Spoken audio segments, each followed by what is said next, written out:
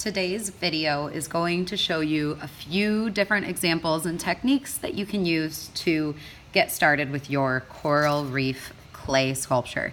So I'm going to show you a few different tricks and tips, and let's get started. The first thing I'm going to do is remind you or show you how to create a pinch pot. When you get your clay, rip off a little bit to work with. And whatever you're not using needs to go into your bag, and it needs to be sealed tight, okay? Because as soon as that clay hits the air, it's starting to dry out. So seal it tight, set it off to the side. So the first thing I'm gonna show you is how to make a pinch pot. In order to make a pinch pot, these are gonna come in handy a couple different ways when you're making these corals. Start by making a ball. If you see any bumps or lumps, smooth them out. If your clay looks cracked, that's its way of telling you that it's thirsty. So just dip your thumb into the mud water, the slip, and just go over any cracks to smooth them out. In order to make the pinch pot from here, you make the ball and then give it a belly button just by sticking your thumb into it. And I like to go pretty deep with my thumb. And then I'm gonna do a pinch and turn motion. Pinch and turn, pinch and turn. While I'm pinching and turning, some cracks might happen at the top. I can get rid of those by smoothing them over with some water, some slip, and I keep going. Sometimes I do this little technique where I cup my hand and put the bowl or the pinch pot into my hand, and I just like smooth the inside. That works too. If the top is uneven, you can tap, tap, tap. Tap it onto your canvas board and continue working it, but that will give you a nice little flat surface.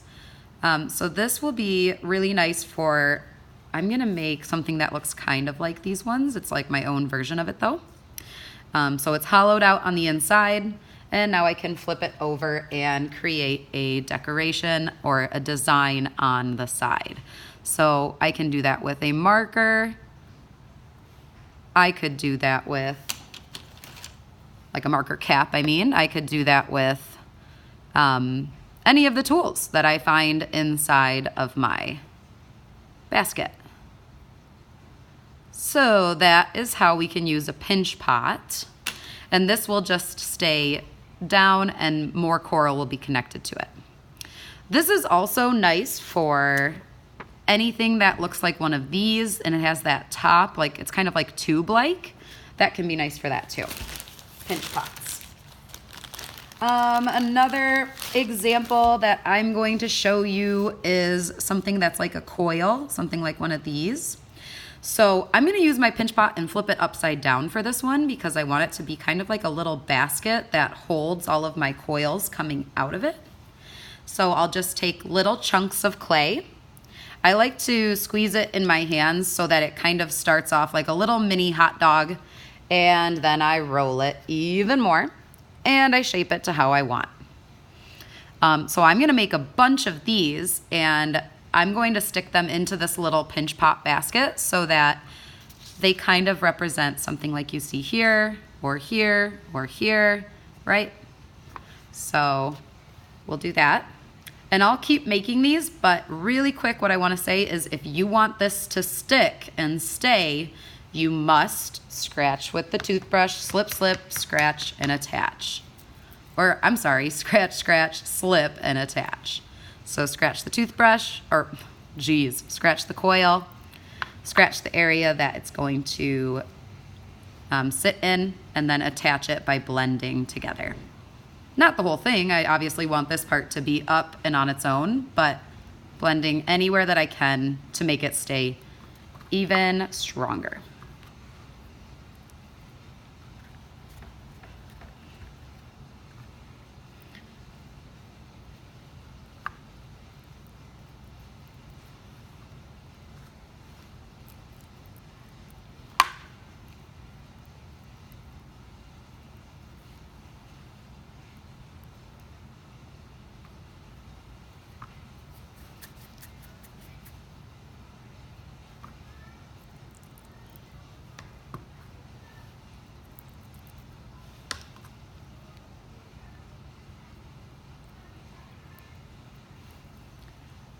So this will look really cool if you have a bunch of them bursting out. That would be a really good idea. And you can kind of like play with the tip to make it pointy, or you can just keep it kind of blunt like that. That's up to you. One of the last things I'm going to show you will be to use a slab of clay. And this will be good for a couple things, but let's just start with a ball of clay. So rolling it into a ball. Use the slip to smooth out any bumps, lumps, or cracks. And then I'm going to press that down. Okay.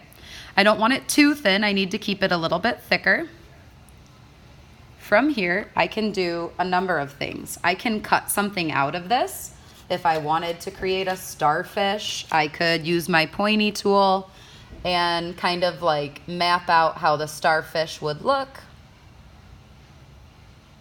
And then I would be able to cut all the way through, and I would have that little starfish to like put onto something.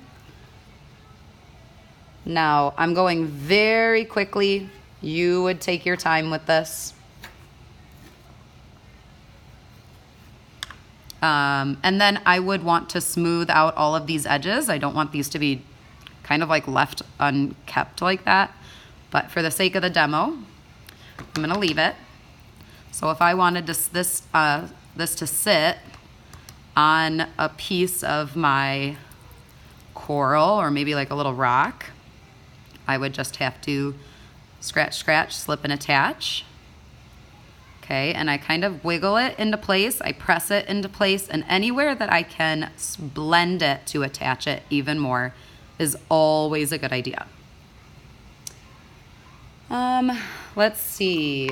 You can do more with a slab. You can lay out the slab and like shape it how you want it. Maybe add a little few bumps on the sides, and you can poke holes out of it like that. If you wanted to get, I'm not sure exactly which one of these that would be, maybe something kind of similar to that, maybe something like that from the beginning, but you can do that. Feel free to poke directly through. You can attach that wherever you'd like. Let's see. You can add texture just by rolling like little spheres or little balls.